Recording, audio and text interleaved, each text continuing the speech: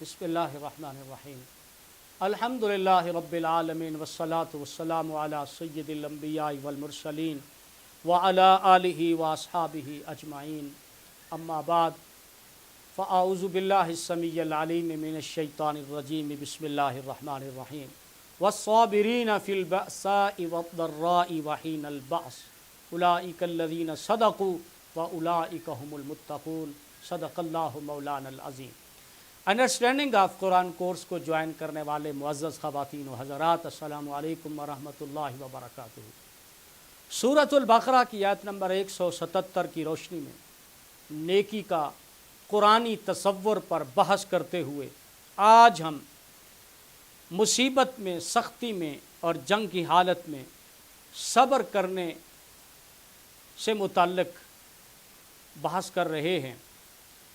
اس آیت کریمہ میں اللہ جل مجدہ نے ارشاد فرمایا والصابرین فی البأساء والضراء وحین البعث، اور کمال نیک ہیں جو صبر کرنے والے ہیں مصیبت میں، فقر و فاقہ میں، تنگی اور سختی میں اور حالت جنگ میں۔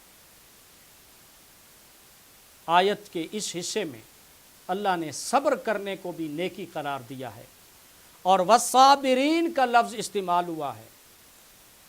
عربی گرامر کی روشنی میں یہاں پر والصابرون ہونا چاہیے تھا، لیکن والصابرین کہا۔ امام النحو خلیل نحوی کہتے ہیں کہ یہ منصوب علی المد ہے، یعنی الفاظ محذوف ہیں، اور وہ ہیں وَأَخَصُّ بِذِكْرِ الصَّابِرِينَ۔ گویا اللہ یہ فرمانا چاہتا ہے کہ خاص طور پر لوگوں میں ذکر کرنا چاہتا ہوں صابرین کا جو کمال نیک ہیں۔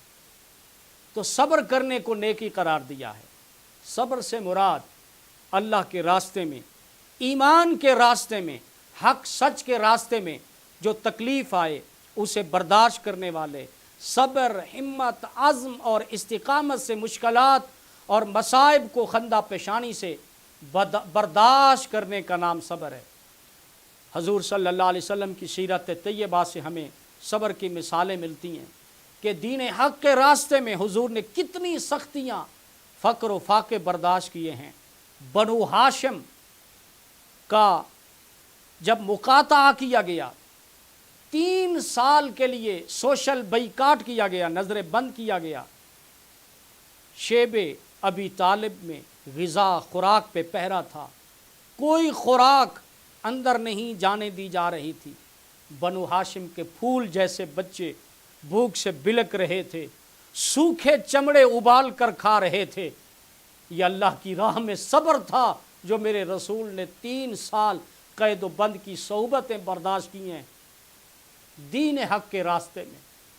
حضور نبی اکرم صلی اللہ علیہ وسلم کو جس طرح تکلیفیں دی گئیں، حضور کے قتل کے منصوبے بنائے گئے، زہر دیا گیا، ظلم و ستم کے پہاڑ ڈھائے گئے حضور صلی اللہ علیہ وسلم کے وجود اقدس پر، جسم عنبری پر، جسم مقدس، جسم مطہر پر، صحن کعبہ میں اونٹ کی اوجری حضور صلی اللہ علیہ وسلم کے پشت اقدس پہ ڈال دی گئی۔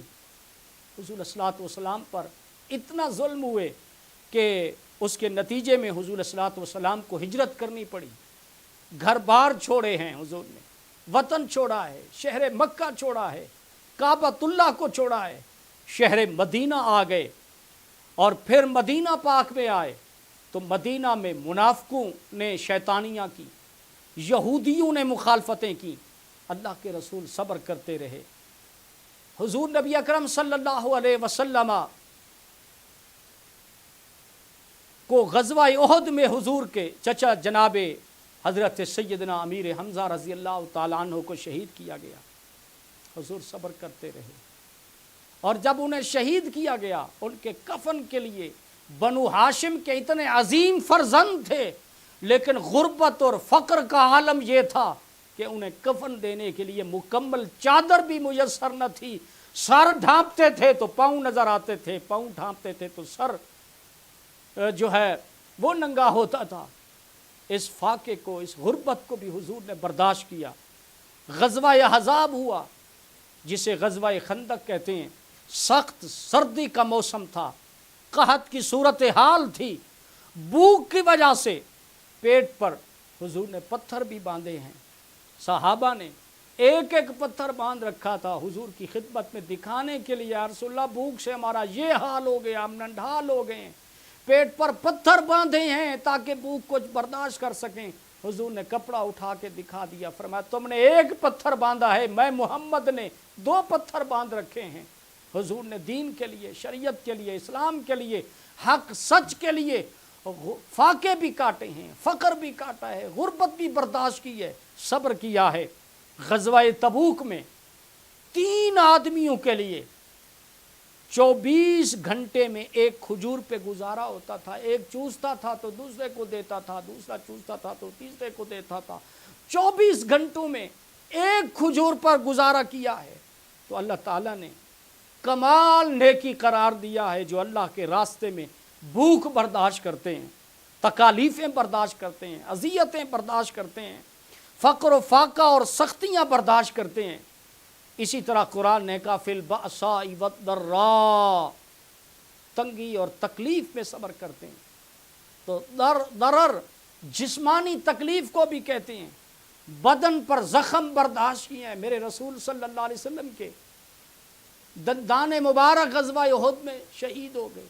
हुज़ूर अलैहिस्सलातु वस्सलाम के चेहरा अक़दस ज़ख्मी हुआ।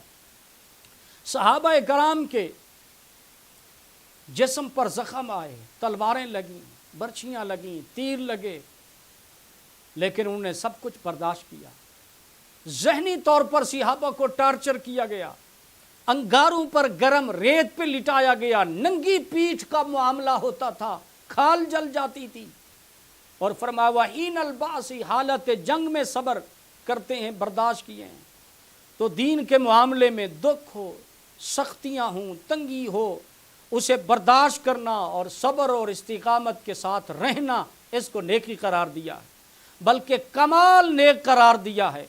कुरान मजीद में कसरत से सब्र की तलकीन की गई है।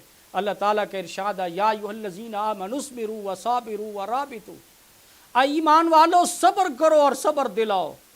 एक मकाम पे फरमाया वस्बिर अला मा असाबक, जो मुसीबत तुम्हें पहुँचे उसे बर्दाश्त कर। कुरान ने कहा या अय्युहल्लज़ीना आमनुस्ताईनु बिस्सब्रि वस्सलाह, ईमान वालों मदद हासिल करो सब्र और नमाज से।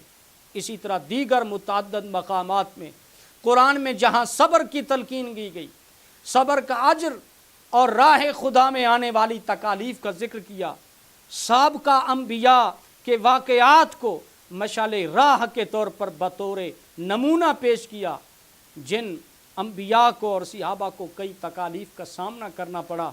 तो कुरान ने सब्र करने को भी नेकी करार दिया है कि लोगों दीन के रास्ते में, हक हलाल कमाने और खाने के रास्ते में फ़क्र आ जाए, गुर्बत आ जाए, तकलीफ़ें आ जाएं, भूखा रहना पड़े, प्यासा रहना पड़े, दुख उठाने पड़े, दुश्मन तुम्हें सताएं, अज़ियतें दें, तो कमाल नेकी ये है कि जो सब्र और इस्तिकामत सब्र को बर्दाश्त करते हैं और हिम्मत करते हैं। तो कुरान मजीद ने इस आयत करीमा में नेकी का जामे तसव्वुर बयान करते हुए, सारी सिफ़ात को बयान करते हुए इरशाद फरमाया उलाइकल्लज़ीना सदक़ू व उलाइका हुमुल मुत्तक़ून, फरमाया यही लोग सच्चे हैं, यही लोग मुत्तकीन हैं।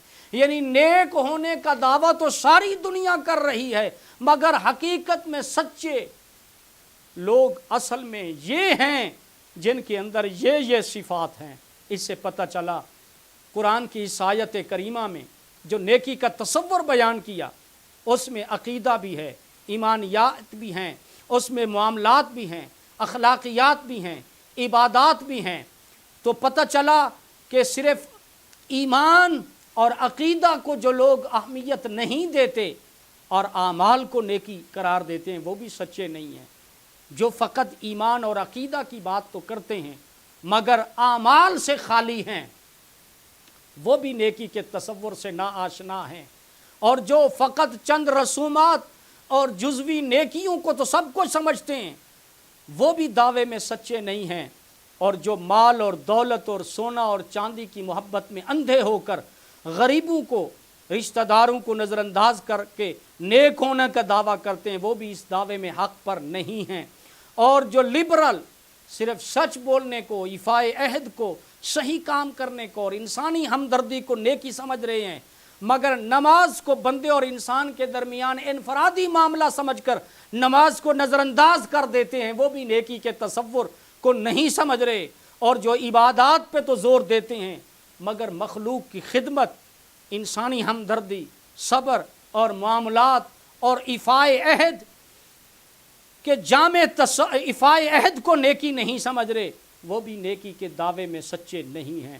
تو اللہ تعالیٰ نے اس آیت کریمہ میں نیکی کے جامع تصور کو اس آیت میں جمع کر دیا اور بتا دیا کہ یہ نیکی کے کام ہیں، جو لوگ اس پہ پورے اترتے ہیں وہ سچے ہیں اور وہی متقین ہیں، کہ تقویٰ کسی خاص وضع قطع کا نام نہیں، جو نیکی کے اس نقشے پہ پورا اترے وہی متقی ہے، وہی ثقہ ہے، وہی سچا ہے۔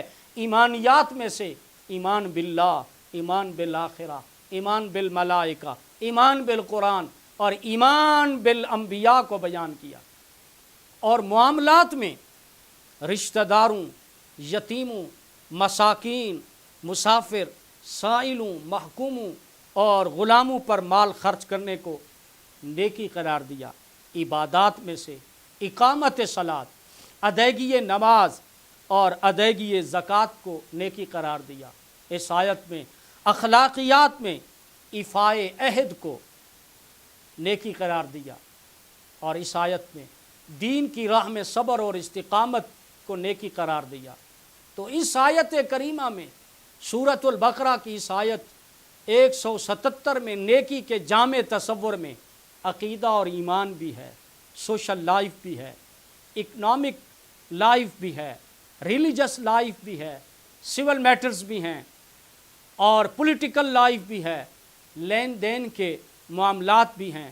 اللہ تعالیٰ مجھے آپ کو نیکی کے اس جامع تصور کو سمجھ لینے کے بعد اپنے احوال، اپنے معاملات کو نیکی کے قرآن کے اس تصور نیکی کے نقشے پر پرکھ کر اللہ عمل کی توفیق عطا فرمائے۔ آمین۔